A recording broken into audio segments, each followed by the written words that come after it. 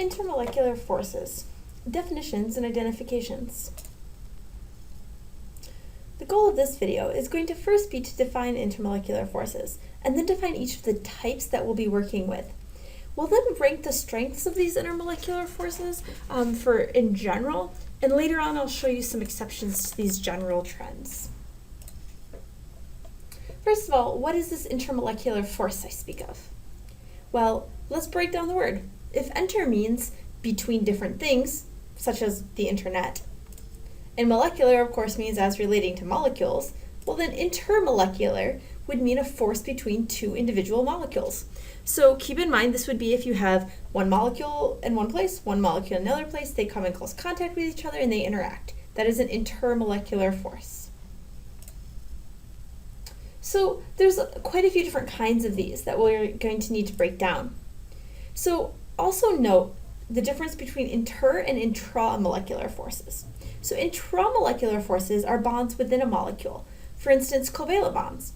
And also all of these intermolecular forces that we're going to be talking about, you can technically have those as intramolecular forces if you have a big enough molecule and they can interact. And we'll talk about a few of those in class as well. Now, in general, these intermolecular forces that we'll be working with are much, much weaker than the intramolecular forces, or the covalent bonds. So these intermolecular forces are going to include dipole-dipole forces, hydrogen bonds, which we'll see is just a very special kind of dipole-dipole force, ion dipole forces, and then dispersion forces, which these actually have a couple of different names that we'll discuss too. So first of all, let's talk about dipole-dipole forces. So here I have a very schematic version of HCl drawn out. Now, dipole-dipole forces are going to occur in molecules like HCl, where attractive forces between polar molecules are the driving force of the intermolecular force. So what happens here is the positive side of some of the molecules are attracted to the negative side of the other molecules. And they act like little bar magnets, attracting and repelling particular sides of other molecules. So the negative side of one molecule will attract the positive side of another molecule. Now, these are going to increase in strength as the dipole of the molecule increases. So if you have a molecule with a very small dipole, it'll have dipole-dipole forces, but they'll be quite weak. And then if you get something like HCl or HF that has a very strong dipole, now those intermolecular forces will be much stronger. These are going to be present in your molecules with a dipole. So what we'll see later on is that I'll give you the names of molecules or the structures of molecules and ask you which intermolecular forces would be present in a container of this molecule. And in this case, dipole-dipole forces are going to be present whenever you have molecules that have a dipole.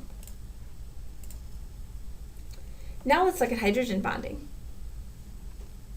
So hydrogen bonding is actually a very, very strong type of dipole-dipole interaction. And this is, in general, the strongest of the intermolecular forces. Now, we'll see that you can make so much dispersion forces and so much dipole-dipole forces that you could overwhelm some of these other ones, but for the most part, this is going to be your strongest type of intermolecular force. Now, this is going to be occur when hydrogen is covalently bonded to a highly electronegative atom. In other words, nitrogen, oxygen, or fluorine. Now, something to be careful of is that this covalent bond that I speak of is not the hydrogen bond. That is the covalent bond that makes the hydrogen bond possible. So that's what I mean when I say it still occurs between two different molecules. Here we have a covalent bond between this hydrogen and this oxygen. Here we have a hydrogen bond between this oxygen of one molecule and this hydrogen of another molecule. Now, the more hydrogen bond donors and acceptors, the higher the difference in properties. So I'll show you some examples of that later on too, but if you have 2 or 3 places where you have a hydrogen bonded to an oxygen, nitrogen, or fluorine, that's going to have more intermolecular forces than something that only has one hydrogen bonded to an oxygen, nitrogen, or fluorine. Okay, so let's look at these 2 examples. I have water and water, so 2 water molecules. We have an oxygen here, hydrogen, hydrogen. So we have our hydrogen bonded to our highly electronegative element. And because of that, this gets a delta negative, this gets a delta positive, and it attracts the delta positive on this water because this also has a delta positive and a delta negative. Now, hydrogen bonding can occur between two different types of molecules as well. So here I have hydrogen bonding in a mixture of water and ammonia. So the nitrogen here bonded to the hydrogen allows for this hydrogen bond donor and acceptor pair. And this oxygen and hydrogen also allows for this hydrogen bond donor acceptor pair. And the positive side of this can attract to the negative side of that. And if we had another water that I had drawn, we could say, well, the positive side of this would attract to the negative side of water, and so on and so forth across the entire bulk of water and ammonia. Now let's talk about ion dipole forces. This occurs in mixtures, so you would need to have both an ion and then also a molecule with a dipole. So for instance, let's say you had salt water. You would have sodiums, you would have chloride ions, and then you would also have the water. And so what would happen here is that your positive ions would attract or repel your molecules, particular sides of them. And so your plus ion would attract the negative side of your dipole, while the minus side would attract the positive side of your dipole. So your ion interacts with your polar molecules. And because of this, you get intermolecular forces that will change some of the properties of your mixture in interesting ways that we'll talk about in the next video. Now let's talk about dispersion forces. So for example, let's say that we have a molecule like F2. There is no dipole in F2, so this would only have dispersion forces. This is going to be the weakest of your intermolecular forces. All molecules possess these. So whenever you have a molecule and I ask you to list all of the possible intermolecular forces, every single one of them would have dispersion forces. These are going to be responsible for your non-ideal behavior in gases too. So even if you have a gas that doesn't have any sort of hydrogen bonding or dipole or things like this, you'll get some non-ideal behavior. We'll cover that more when we cover gases. Now, these also have some other names. For instance, induced dipole, or London dispersion forces. Any of those are okay. A lot of times you'll see it shortened just to LDFs for London dispersion forces. Now, these are going to increase with increasing electrons. Now, notice I say increasing electrons, not increasing molecular mass. That's because the more electrons you have, the more polarizability you have. Think back to when we covered polarizability. And so this is what allows us to have more dispersion forces. Now, yes, normally that means that the more molar mass you have, the more dispersion forces you have, but it's not actually related to the mass so much as it's related to the size of the electron cloud. Now, hopefully you looked at this picture unless you really know what dispersion forces are already, and maybe something didn't seem quite right. I said F2 doesn't have a dipole, and we know F2 doesn't have a dipole. So why here do I have pluses and minuses drawn? Why does this look just like my HCl example? Well, what's going on here is that one molecule will spontaneously get a very, very, very, very tiny dipole. This is very small. And then what will happen is because that one molecule gets a tiny dipole just by chance, the negative charge on the one side will push all of the electron density away and will induce a little bit of a positive charge. And then for each of these could then push the electron density away, making a little bit more of a positive charge here with a negative charge over here, and this can keep going. And then since there's no actual electronegativity difference in making this happen, it could shift back the other way. These are transient. They're not permanent dipoles. They're very quick, just by chance, transient, and they're very, very weak because of that. This is a very different situation than something like HCl that had a permanent dipole. So just to drive this home a little bit, let's talk about the differences between dispersion forces and dipole-dipole forces, especially since the picture I had drawn were pretty much exactly the same. So the first thing, permanent versus temporary dipole. So dispersion forces will always have a very, very temporary dipole. This is not set because there's a little electronegativity difference. This is just value chance. Now, of course, because dispersion forces are present in all molecules, even those with a dipole, this will also be present in molecules with a dipole. It's just the dispersion part of it is talking about this temporary aspect, this aspect that the electrons can be moved around, that is polarizable. Dipole-dipole forces always occur when there's a permanent dipole in a molecule. You have to have a difference in electronegativity that gives you a dipole in order to have dipole-dipole forces.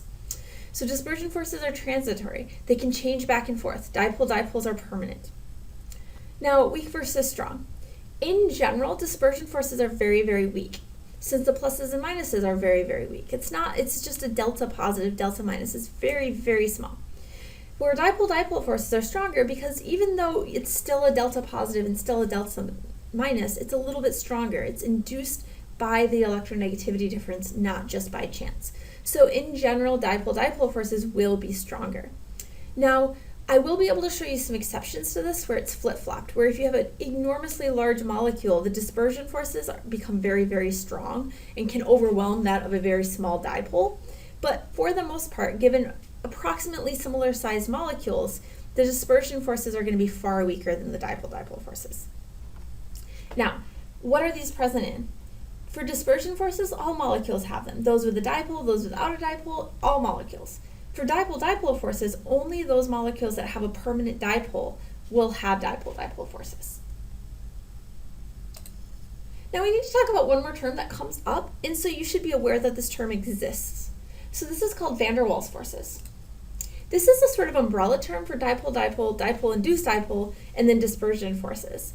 So it's also sometimes just used as an umbrella term for all intermolecular forces. So there's a little bit of variance on exactly how people use it, depending on their field, their very specific field, their application, things of that sort. We're not going to be using this term very much because it's just too general. It doesn't tell me that you really know what's going on. So because of that, when I ask you for intermolecular forces, I'm going to want the name of the exact intermolecular force that we talked about in the last few slides, rather than this umbrella term. But you should be aware that it exists, and you should be aware that you can use this when you're talking about just intermolecular forces as a whole in sort of more conversational speak.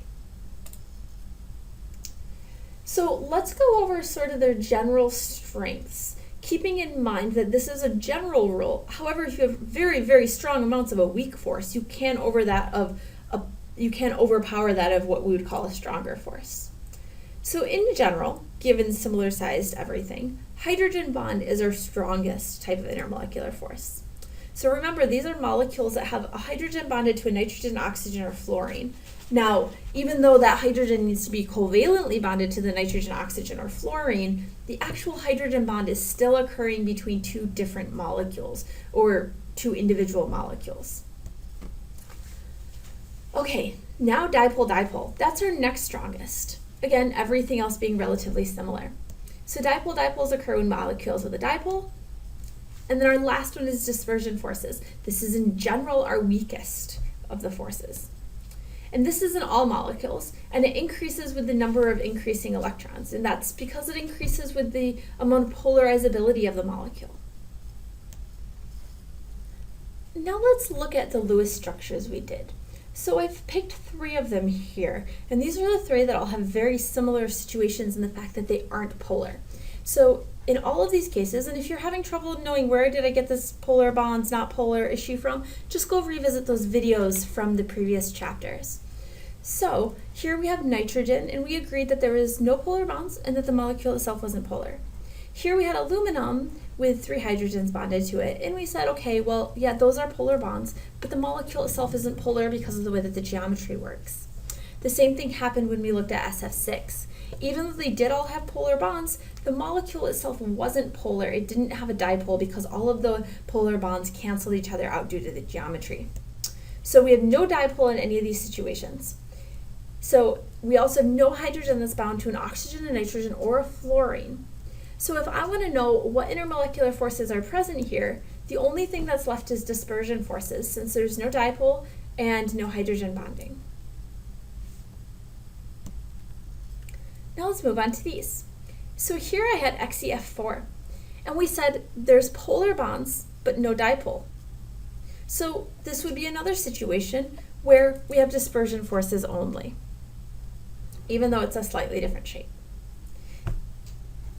Now, let's look at POCl3. Here we have a molecule that was polar. It had polar bonds, and even though a lot of them may have canceled, there is still more polarity going in one direction, or more of a dipole going in one direction. So since it has a dipole, this is going to have dipole as well as dispersion forces. It's not going to have any hydrogen bonds though, considering that there is no hydrogen bonded to a nitrogen, an oxygen, or a fluorine. So now that you've watched this video, you should know how to define each of the intermolecular forces, as well as just have a general understanding of what intermolecular forces are. You should also be able to rank the strengths of intermolecular forces and be able to identify which molecules have which intermolecular force. And we'll go over some more complicated examples of this in class together.